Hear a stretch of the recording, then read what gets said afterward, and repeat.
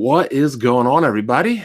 Welcome to another stream. And I know we had a lot of fun last time. It was a nice rant, a nice welcome rant on, people just defending these companies and these corporations and everything for all the crap and stupid anti-consumer and predatory things they do to us. But today we have a different topic. Today we have a long time in waiting topic. And before I even get to this topic, I'm 32. And just imagine this scenario. You go to the barbershop, they're talking basketball, and you have people saying that LeBron James is the best basketball player that ever lived. And these people are in their teens. They say that LeBron is the best basketball player ever, that he would crush Jordan in every facet, in every way, that Jordan was only 160 pounds wet. And when you ask them about Kareem, they don't know what a skyhook is. And it gets to the point where I'm like, if you are not in your late 20s or early 30s at minimum, I don't want to talk to you about basketball because you clearly have no idea about the history of the game. And that is where we are at right now when it comes to gaming. Now, I've always coined the phrase born in 3D gamer. This is a term exclusively for console gamers. Born in the 3D era. I define anybody who started playing games with their first machine being a 32-bit machine or a 64-bit N64, that being a PlayStation 1, a Sega Saturn, or an N64. If either of these three consoles was your first gaming machine, congratulations. You were born in the 3D era. You are a born in 3D gamer. That's what you are.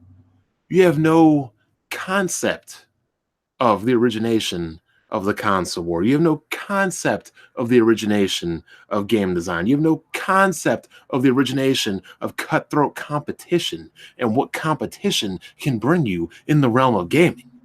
You just don't know. And then, you can say, oh, but I played all those games and I emulated them. And, I played them later down the line, or I played them on my emulator or my virtual console or whatever collections I have nowadays. Okay, fine. Just like you can watch Michael Jordan on ESPN Classic or on YouTube, but you did not live through the era. You didn't live through the era. Thus, you are a born in 3D gamer. Now, with PC, it's kind of tricky because where exactly does 3D gaming start for PC? It starts a lot earlier than console. So you can't exactly say a born in 3D PC gamer. No. We can't do that. So we had to come up with a new term. And as you can see on my poll right here, we have my favorite, and thankfully the one that won, born in broadband gaming, because these people never gamed on a dial-up modem. These people probably don't know what AOL is. They probably don't know what probably don't even know what that sound is. They just don't. They probably never had the experience of playing Counter-Strike on a 56K modem. They probably never experienced having to play a game over a phone line, only for your mom to pick up the phone and drop the phone in the game completely for picking up the phone. They probably never experienced the days where downloading a 5 megabyte song took like an hour. Never. Then we have one of my second choices was born in Windows. And by born in Windows, I mean you did not start playing gaming until gaming was mainstream on Windows. If somebody brought you up a command prompt on a DOS, you'd probably cry and crap yourself. Then I had born in 3D acceleration, which is actually, a very modest choice because, believe it or not, people, there was a time when there were no such thing as graphics cards in a computer. There weren't. It was a big, grandiose event when Voodoo and 3DFX and other graphics acceleration, 3D accelerated graphics cards actually started hitting the market. I remember when my friends used to have LAN parties playing on 8 megabyte GPUs, people. I repeat myself, 8 megabyte GPUs on Counter-Strike. Dude came down to my friend's basement during a LAN party with a 32 megabyte card, and 32 megabytes on an Athlon 64 was like, holy crap. How did you buy that? An Athlon 64 with a 32 megabyte video card? Holy crap. That must have taken you all summer to save up for. But that's what gaming was back then.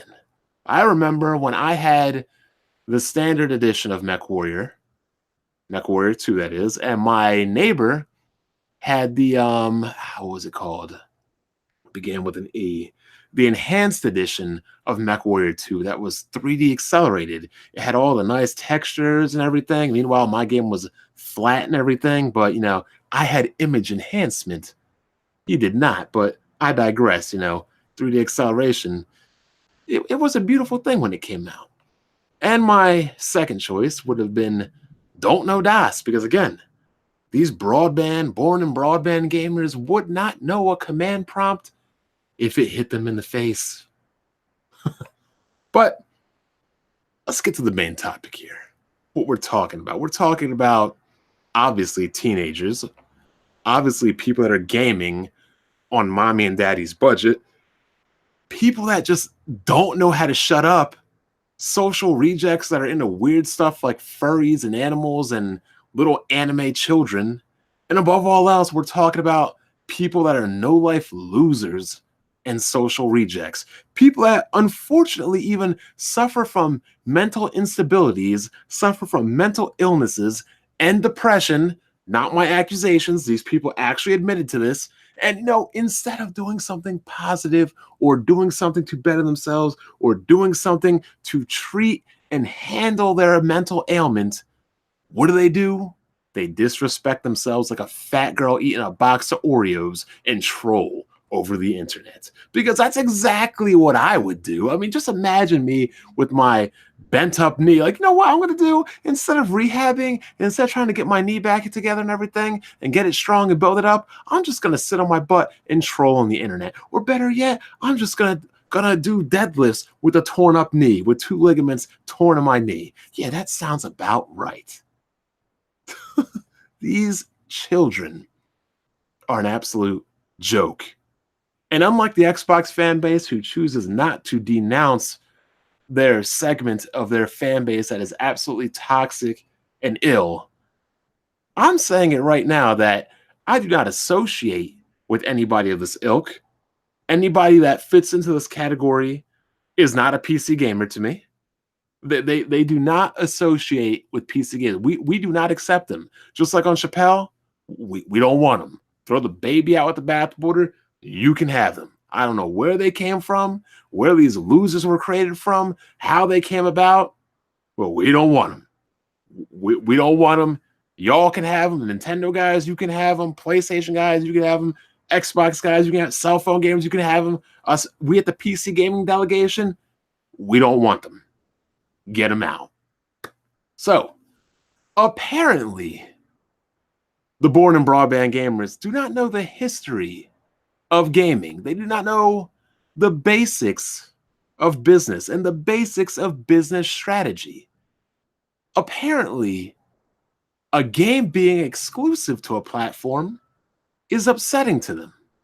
Now, before I even go into this, there is only one time when I don't like a game to be exclusive. And that's when the game isn't being made or nurtured by the hardware maker. It is simply being bought by the hardware maker at a price. Like, for example, PUBG or not Street Fighter, because apparently Street Fighter wouldn't have been possible without Sony's paycheck, but whatever. But bottom line is, I like to see companies build, nurture, and cultivate their studios to make games, as opposed to saying, hey, we want your game, we're going to buy it. Hey, we want your game, we're going to buy it. Hey, if you want to invest in the studio and buy it and help them develop games, cool. But when you just start buying games to buy games, just to keep games off of other platforms, that to me, it's kind of, I understand it, but it's kind of stupid. But these guys, they don't want any exclusives, and they actually deem exclusives as anti-consumer, which might be the most stupid thing ever in the world because PC gaming has more exclusive games than all three consoles combined. And it has done it almost every year. I mean, I've made videos on it like year after year after year after year after year that PC gaming has more critically acclaimed exclusives than all three consoles combined. And did I ever hear a word or a peep at any of these clowns? Never. But now we have a problem. It's anti-consumer and we have a problem. Now, why is this anti-consumer? How is competition between companies anti-consumer? But before we even go into that, let's look at basic business 101, because clearly these morons have not finished high school or middle school. We know they're not in college, because if they're in college, they might as well throw out their degrees and have their parents get their refunds, whatever. But I have stated this time and time and time again. Differentiated business strategies. Differentiation or differentiation or however you pronounce it, I don't know right now, but that's not the point. Differentiation. I am butchering that word. Differentiation. There we go. Essentially means making your business or brand stand out by offering unique features, benefits, services, or other elements of your solution. This strategy means identifying the most important criteria used by buyers in your market and then designing product, service, or other offerings in a way that best meets those criteria. Offering the highest quality product, the best solution, an exclusive feature or tool, or organic materials are examples of ways to differentiate on certain criteria. Now, what does that sound like right there? Because to me, it sounds like exclusive games, wanting to be different, wanting to stand out, wanting to make something of high quality to attract a consumer or buyer to your product. And that is exactly what exclusive games do. Now, let's start out from when I started gaming, the 8-bit era. Nintendo created an empire based on what? Exclusive games. And from there, they created an empire of what? Exclusive third-party games, because they had a monopoly. A monopoly. There was no options. There was no choice. There was simply Nintendo.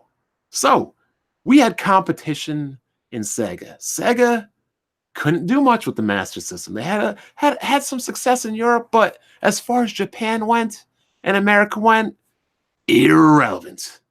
They couldn't do anything. So Sega came out with the Sega Genesis.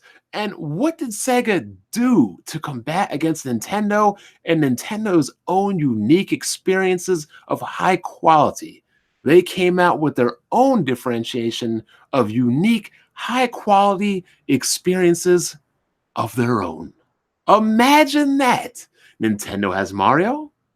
Sonic was on Sega. Huh. Nintendo had Contra 3. Sega had Hard Corps. Sega had Bloodlines, and Super Nintendo had You see how this goes? One company comes out with something exclusive on their platform, and the other company comes out with something exclusive to one-up them. And then it goes back and forth and back and forth and back and forth. And that's why the 16-bit generation was probably the most competitive and best generation of gaming, because it was two companies going back and forth at each other, competing to make the most high-quality games possible to one-up the competition, because they wanted you to buy their machine. So they made games that were only for their machine that would attract you to buying their machine, whether it was Super Nintendo or the Genesis. Now, you had a bunch of other consoles like the TurboGrafx 16, which failed. And why did it fail? Because there was nothing out there that was exclusive or killer app enough for a person to say, I want to get a TG16 over a Super Nintendo or a Genesis. I mean, sure, it had Ninja Spirit and Bonk and Operation Wolf, which were all good games. Don't get me wrong. But again, when games are multi-platform everything, exclusives are what make a person and an individual buy a machine to play games on. And that's just a fact. That is always how it's been, and that is how it will forever will be. Period. Differentiation. There we go. We got it. Differentiation. Differentiation. Differentiation. It is a common business practice, one of the 4 main business strategies. How these broadband gamers, these born in broadband bums don't know this is beyond me. It's so simple. You could Google it. You could read about it. How about this? You just pay attention in class about it. Oh my God. But exclusives are anti-consumer. The games should not be held hostage or locked down on any platform. Now, imagine a world where this happened, right? Imagine a world where Sonic was on Super Nintendo. Do you think anybody would have bought a Sega Genesis if Sonic was on Super Nintendo and Sega? No, the hell they would not. Let's look at the Xbox original. The original Xbox, right? Halo was a huge killer app on the original Xbox. Everybody who had an Xbox wanted to play Halo pretty much. That was the game. Regardless of the PlayStation 2 selling 150 million and stomping the GameCube and the Xbox into the ground, a game like Smash Brothers and a game like Halo and Halo 2 is what defined the Xbox and defined the GameCube, and that is why you owned an Xbox or a GameCube. Now imagine a world where Halo Combat Evolved and Halo 2 were on the PlayStation, and Smash Brothers Melee was on a PlayStation. Do you think anybody would buy a GameCube? Do you think anybody would buy an Xbox? The Xbox would have been dead in the water if Halo Combat Evolved was a multiplayer out the gate. Dead in the water. Period. Without Halo, the Xbox brand as we know it today does not exist. Period. Period. It doesn't exist. And hell, without Mario, and Mario being exclusive, I mean, I guess you can bring out that weirdo PC version of it, but without Mario, do you think Nintendo, at least in the States, would exist? Because remember the console crash and everything? Do you think consoles would have came back at that specific moment in time? They could have came out at a later time. There's no way to know for sure or not. But do you think that the NES would have been successful and revitalized and restored console gaming in North America without Mario? Probably not. No, it wouldn't. Period. End of discussion. And, let's take it further. The PlayStation 1. Everybody, type into the comment section right now, what was the game that came out on the PlayStation 1 by Squaresoft, which is now known as Square Enix, that put the nail in the coffin for the N64? Do y'all know what that game is? Please type it in the comment section for me. And Alish is correct. Oh my God, look at this. Final Fantasy VII. Everybody knows. Because everybody knows Final Fantasy VII was that game. Now, what was the game that made the Xbox 360 the console that it was? What was that game, that first killer app that came out on the Xbox 360? I was like, damn, I got to get one. Everybody type it in. What was that killer app on the Xbox 360? Go ahead. I'll give you guys 30 seconds. What was that game? And J03 Gaming gets it. Gears of War. See, it's not a secret, people. Halo for the original Xbox. Gears of War for the 360. Everybody knows this. Now, if Gears of War came out on the PlayStation 3, do you think that the Xbox 360 would have had that huge, massive lead over the PlayStation 3? Do you think it would have garnered all that third-party support and all the following afterwards? No. No, it wouldn't. And that is the power of an exclusive game and an exclusive franchise. And it amazes me how people don't understand, one, why exclusives exist, and two, how they bring out competition and they bring out the best in gaming. Do you think Sony would have spent all this money on studios like Guerrilla Games? At that time, they bought it to try to combat against Bungie and Halo. But do you think they would be investing in Guerrilla Games, Naughty Dog, invest in platforms and games? Wow, I can't think of anybody. Who are the people that make Ghost of Tsushima and everybody? Regardless of which, I'm not a huge PlayStation guy. I don't know why these born and broadband clowns call me a PlayStation guy. But name me off some of the developers that Sony has. We have Santa Monica, Polyphony Digital, Naughty Dog. They partner a lot with Insomniac, Sucker Punch, the people that make the baseball game. Do you think that Sony would have gone out and invested this much into making studios and creating studios if it wasn't to compete with Nintendo? Absolutely not.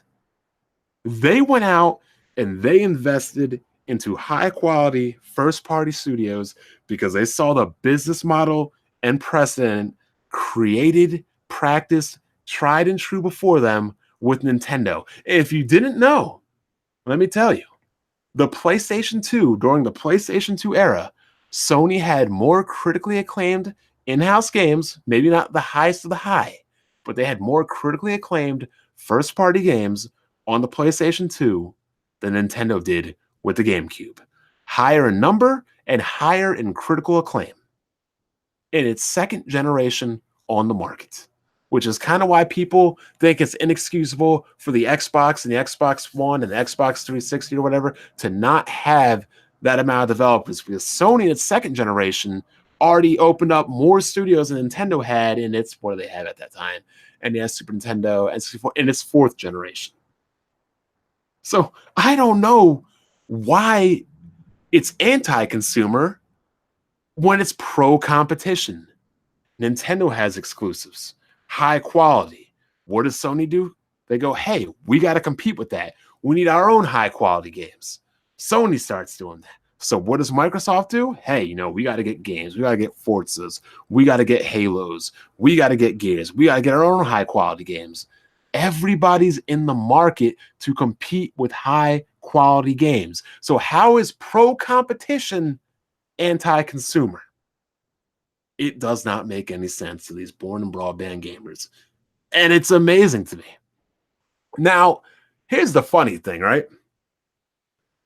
These guys, these lambs, these losers say they don't want to buy a brand new system just to play a couple of games. And to them, yeah, that's a good point. One, they live at home and they're teenagers and they're broke and they probably don't get many games unless they get A's on their report cards, birthdays, and Christmas. Okay, so I get that. Understandable. So we have solutions because everybody my age participate in these solutions. Now, I know this may be difficult for you because you guys have no friends, you're social rejects, you fap to furries and ponies and anime kids and children, all our crazy, weird stuff. But growing up, I had a Super Nintendo, regular Nintendo, Genesis, and a Sega CD. My neighbor had a Genesis. My other neighbor had a Super Nintendo. Boy down the street had a Genesis. My boy further down the street also had a Genesis. So what would I do? I would exchange games with the guys that owned a Genesis. And then I would exchange games with my one boy who owned a Super Nintendo. That way we could all play different games and not have to, go out and buy them. So, during the Christmas time and everything, like, yo, what games do you guys want to play?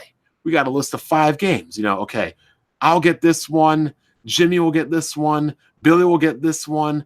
Bobby will get this one. Maddie will get that one. So we'll all get a different game. We'll all play them, and then we'll put them in rotation, borrow and trade and everything like that. And, for my one boy that only had a Super Nintendo, I lent him my Genesis, and he lent me Super Nintendo games. And for my two boys that only had Genesis games, hey, we did vice versa. It's called having friends and exchanging and sharing and playing and gaming. It's not that hard. I mean, it's funny to me how you guys can't understand that simple concept yet. When I borrowed a Wii U from my friend last year to play The Legend of Zelda Breath of the Wild, what did you guys tell me? You guys called me cheap and broke for borrowing a console from a friend. Imagine that. Imagine that. Y'all don't want to go out and spend money to play 2 and 3 games, but yet you call me cheap and broke for borrowing a console of my friend to play one game. Imagine that. Now, again, you guys are in middle school. You guys are in high school. It is so simple for you guys to A, go over to a friend's house and play, or B, exchange games. Y'all can do it. And the only reason y'all can't do it is if you don't have friends to begin with. And if you don't have friends, well, that's not my problem.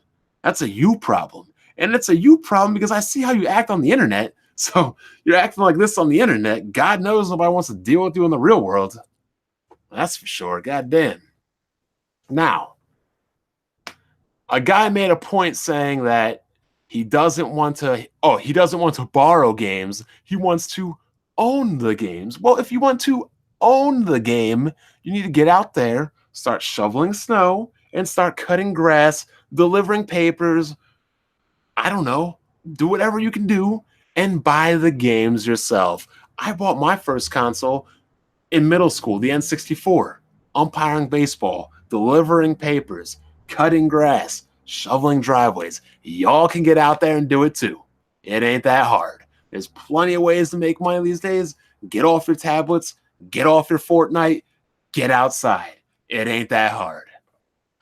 Another guy said, but I like all my games to be digital. How are you going to complain about whether the game is digital or physical if you're borrowing it? And again, if you're borrowing a console from a friend, do your friends not trust you? I mean, I give my friends access to my Steam account. Sometimes I got to pull up the phone and be like, bruh, I'm trying to play Battletech. Can you please get off my Steam account? Oh, my bad, bro. Yeah, exactly. It's all good. I allow my friends to access my online accounts and my games. So apparently it's an issue if you do? Huh. Imagine that. So I'm seeing many factors involved in the born and broadband PC gamer. They're losers. They're social rejects. They have no knowledge, or if they do have knowledge, they have no experience firsthand with the history of gaming. And they have no friends. They have no friends. They project this faceless internet personality over the internet, and it's like clockwork.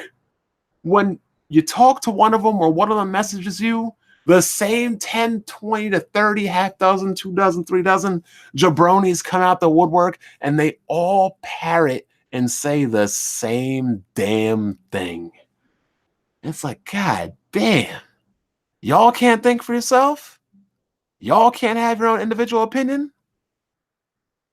You're like a hive mind or something. I mean,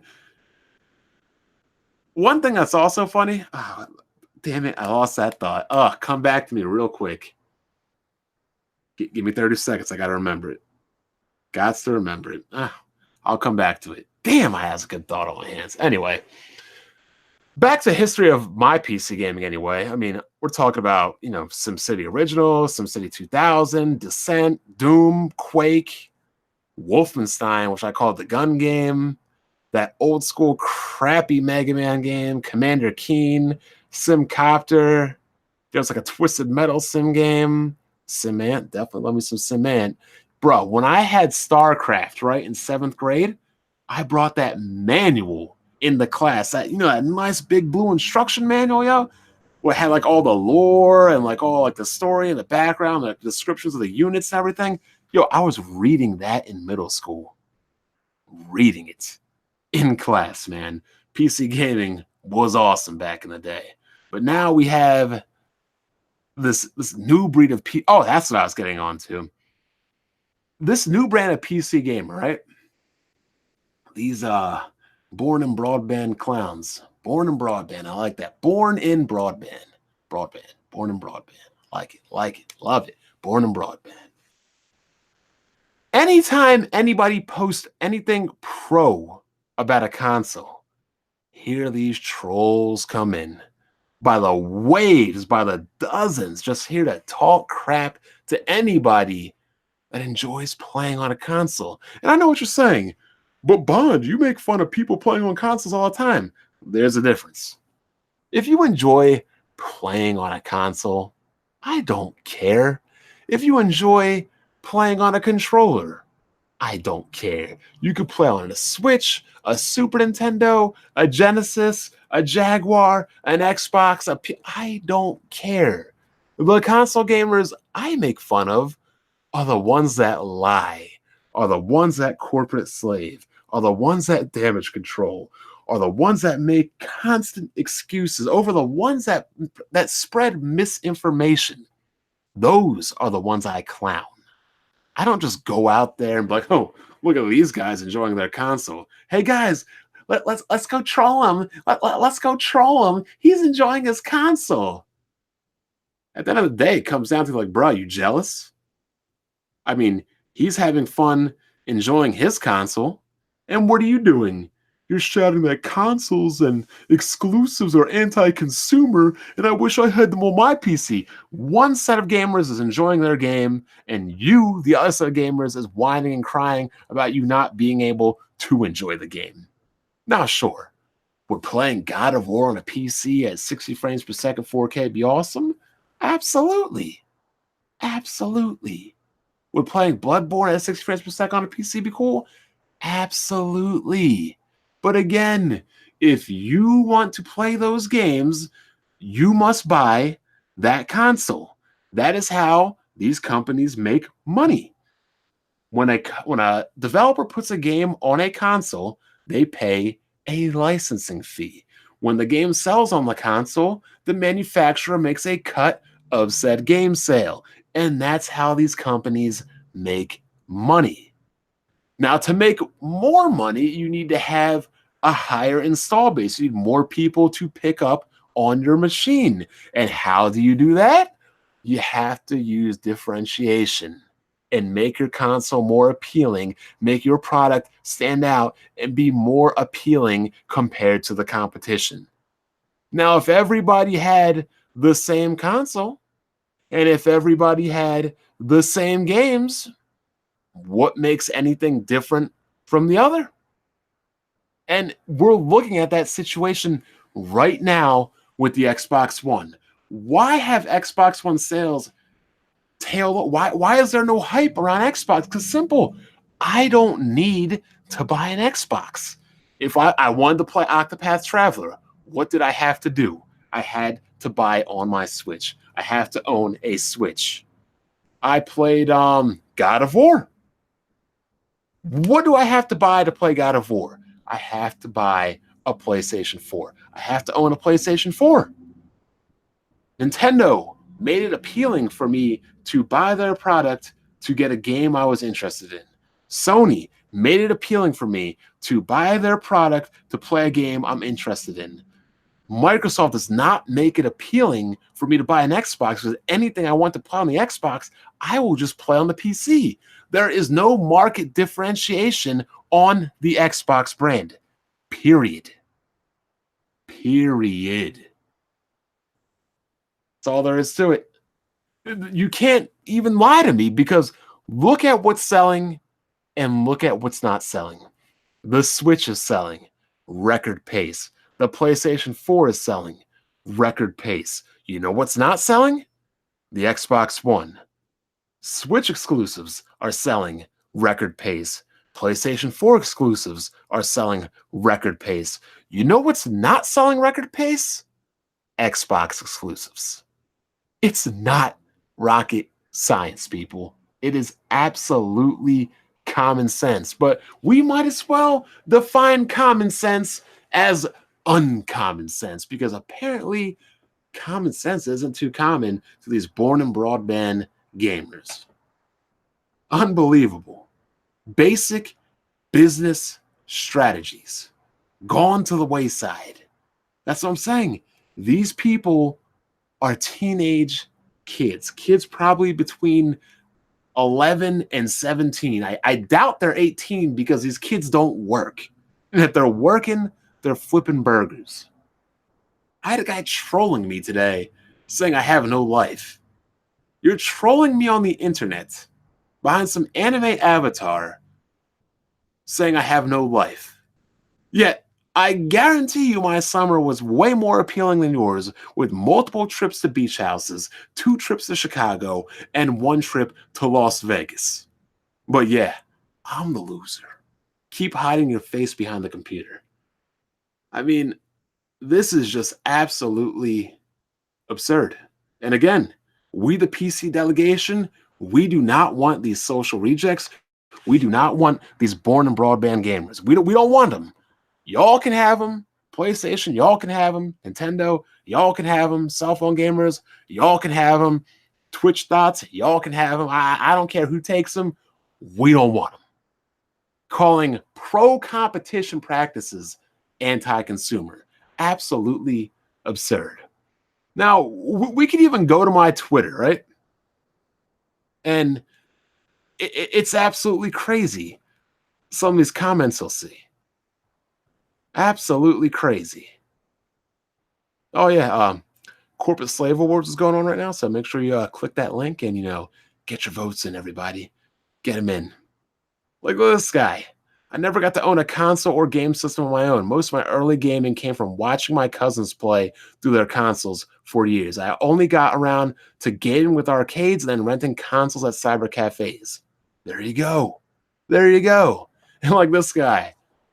That's like saying Hulu and Netflix should both offer the same shows and movies and original shows and packages. Because if they aren't, they're being anti-consumer. Now, did you ever wonder why Netflix and Hulu, they both have different programs, different shows, different exclusive content? Because if both of them had the exact same content, why would you buy both? You'd have one or the other. Market differentiation, people. And you had a guy talking about how I want to buy. It's like saying that Burger King, Wendy's, and McDonald's shouldn't exist. It should just be one fast food restaurant. One fast food restaurant. It should just be one restaurant that makes everything. No kind of specialization, uniqueness, or identity. None whatsoever. I mean, you got these guys going after Puerto Rock. Let me find a comment from Puerto Rock. Yeah, here we go with the food option. Wrong. It is a burger, but it's a specific type of burger. Again, these people are talking about food.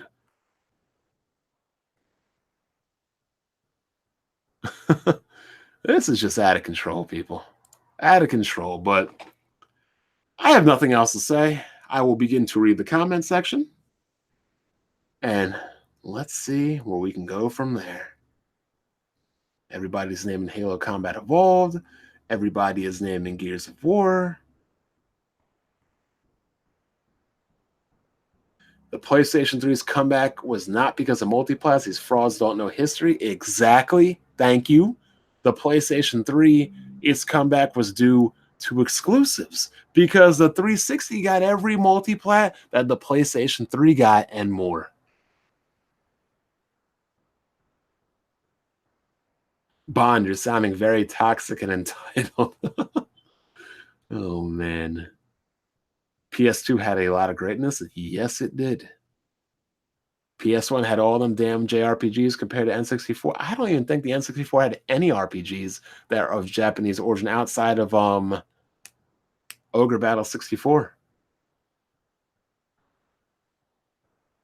Imagine if Final Fantasy VII was also on N64. Now, we'll just hypothetically say that the N64 had an optical media drive, a CD-based drive. If the N64 had a CD-based drive and Final Fantasy VII on it, the PlayStation 1, for all intents and purposes, does not exist. Or they never cede the marketplace to the PlayStation, and Nintendo is still dominating to this day.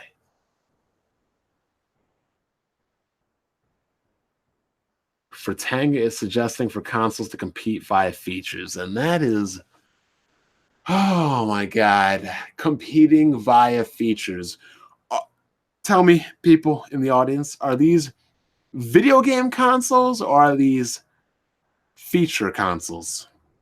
Do you buy a console to play games, or do you buy a console to utilize features? Because I call them video game consoles. I don't call them feature made consoles. That's just me. 1999, proud born and broadband gamer. Microsoft is trying to become relevant again by buying up studios to make exclusives for the Xbox brand. Agreed. Again, competition, pro-competition. Competition is good. These PC gamers are not gamers. I agree. At least they're not a gamer like I'm a gamer. And here's the one funny thing. All these dudes talking about how I can't debate. They hide behind their screens. They hide behind their phones, their monitors, their keyboards, but I can't debate.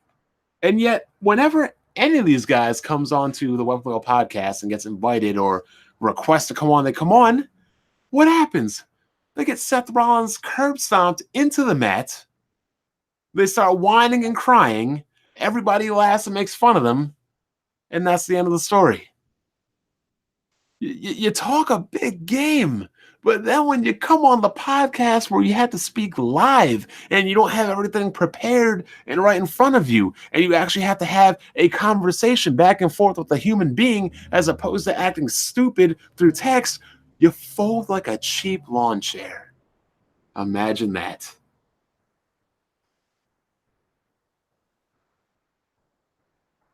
It's called having your financial situation in order to be able to afford everything you want. Agreed. Catch me borrowing a Wii U, laughing. Nintendo fanboys were bitter for you saving $300. Oh, yes, oh my God. They were a hell of a bitter. Oh, you're going to buy a Switch. Oh, no. First of all, it was, you're going to buy a Wii U to get Zelda. And how many years did they say that? You're going to buy a Wii U to get Zelda. They were saying that for years. And then here comes the Switch out before the Zelda game comes out. Oh, you're going to buy a Switch to get Zelda. No, I'm just going to borrow a Wii U, just like I borrowed a Wii U to play, what was that trash game? Oh, yeah. Xenoblade Chronicles X. Yeah, that game. Okay, let's see if we can find more good comments here. Those types of people never have the opportunity to have friends to call over to kick back with. Agreed?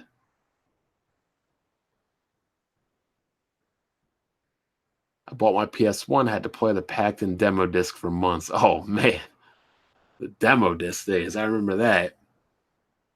Bond was the dude everyone borrowed games from and never got them back. Nah, man, I have all my games. But, there was this one dude that lived in my neighborhood. I think he moved around the 4th grade. This guy's dad literally had every Nintendo game. I swear on my life, it was crazy. Literally hundreds and hundreds and hundreds of Nintendo games. Bro, I was over there. It was like a goddamn library of games. I was there like every day after school. Let me play this. Let me play that. Let me try this. Let me try that. Let me borrow this. Let me borrow that. And he's talking about like, we can't, my dad said that if I give you a game, you gotta let me borrow a game. I got like 12 games. Dude's got like 300 games. Oh, man.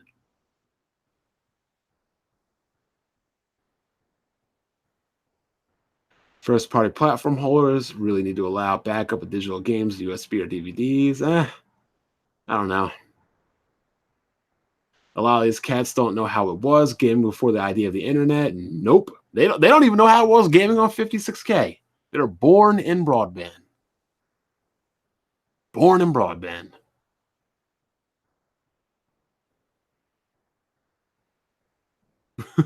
Maybe you and BG should just shut your mouths and not name drop in a podcast. How about this? Why don't you shut your mouth? Oh, yeah. Take that. Take that. I used to read instruction books in elementary school. Heck yeah, I used to always do that. Don't forget Diablo 1. Agreed.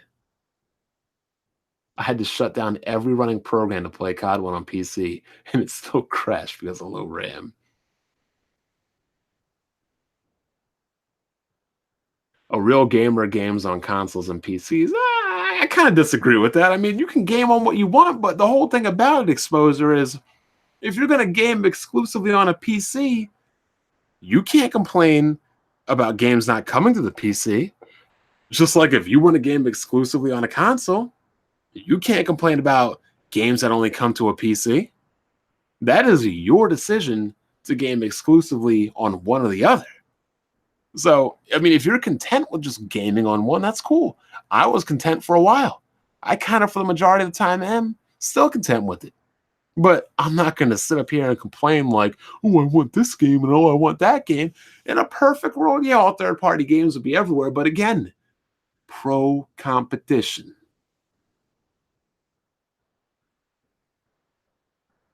Do people even have the time to do that kind of crap? Unfortunately, yes, because they have no lives.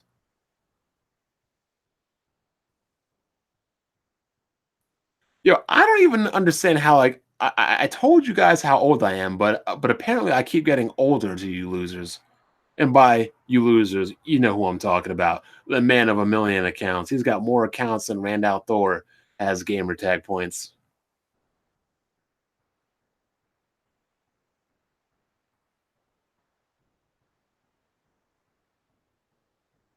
Cannon fodder.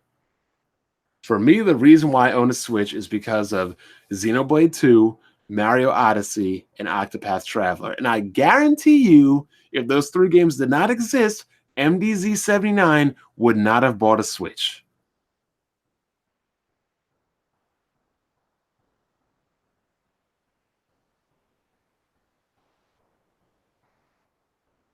Pretty much every product has some form of exclusivity. Are Samsung Galaxy Note phones anti-consumer because they have an S Pen while none of the other smartphones don't? No. And by these guys' logic, right? I should be able to go up to a BMW dealership and buy a Lambo and a Porsche. No, the Porsche and the Lambo are exclusive to the Porsche and the Lambo. I can't go to a BMW dealership and buy a Lambo or a Porsche or a Range Rover or a Bugatti. It don't work like that. Differentiation, people.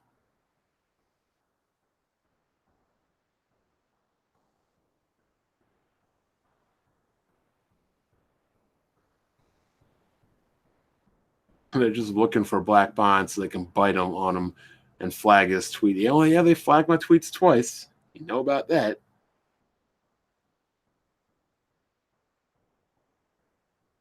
The only time exclusivity is anti-consumer is if the console itself is anti-consumer, like the Virtual Boy. God, reading the chat at 56K speed. Yeah, another good example. Smash Ultimate is coming out. I guarantee you're going to see a sales spike in the Switch sales when Smash Ultimate comes out. Now, why would that be? Why would that be? Why would the Nintendo Switch console sales go up when Smash Ultimate comes out? Y'all tell me. Y'all tell me. Y'all tell me. But you know what? I am going to wrap this one up because I want to get back to Battletech. I am enjoying Battletech very, very much. And Battletech is an exclusive. So I am apparently promoting anti-consumer gaming, aka pro competition. But hey, I digress. The corporate slave nominations is up. Guys, go on over there and head over there and cast your vote. Do all that good stuff. Provide entertainment for your mayor of hate and his citizens. And you can't. Another thing is, you can't even call these people corporate slaves because there's no PC corporation. What they are slaves to, though, they are slaves of a mentality. They are slaves of this PC superiority mentality, this complex, and it's just weird to me. Again, I'll clown console gamers when they need to be clowned, but these dudes, they just love to pick fights because they have nothing better to do.